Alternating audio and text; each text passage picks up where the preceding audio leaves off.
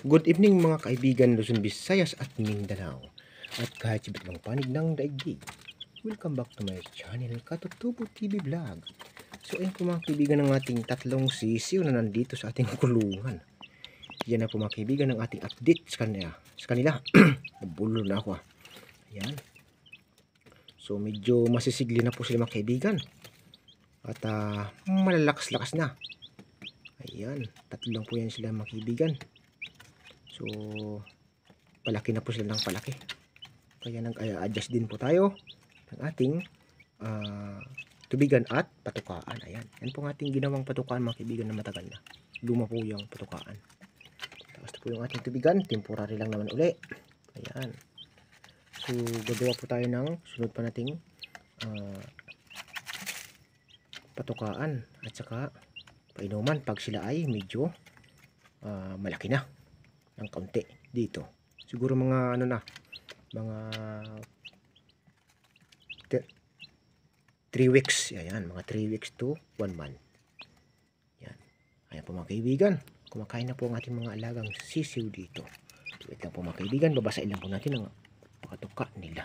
Time out muna po tayo. Ayan po mga kaibigan. Nabasa na po natin ang patuka nila. Tingnan natin kung bibirahin nila. Kumakain na po yung talagang nagtatabog po yung siya. Ayan. Natin. Ayan. Masipag sila kumain pagbasa. Ayan mga kaibigan. So mas nasasarapan sila kapag basa ang kanilang patuka. Ayan. Hindi po sila kumakain sa dry. Ayan. Gustong gusto po nila mga kaibigan kapag ito ay mamasa-masa. Ayan o. Kita naman po ninyo mga kaibigan. Yun po kanilang gusto. Yung mamasa-masa ang kanilang patuka. Yung dry kasi nasa paligid niya eh. Ayan, nasa kabila yan. Kinakaskas. Magaling. So gagawa po tayo ng panibagong patukaan mga kaibigan. Lalagyan po natin sa gitna at saka sa gilid.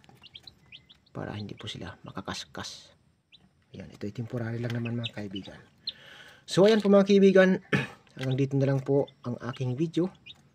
Yan po ang aking update sa ating tatlong sisiw na napisa sa ating papisaan. Na dito sa baba sa ating kulungan. Ayan. Susubaybayan po natin ito hanggang sa 1 buwan. Mga kaibigan, kung ano ang kanilang tindig. Maraming salamat po sa inyo lahat mga kaibigan. God bless us all. Bye-bye you. Chewing.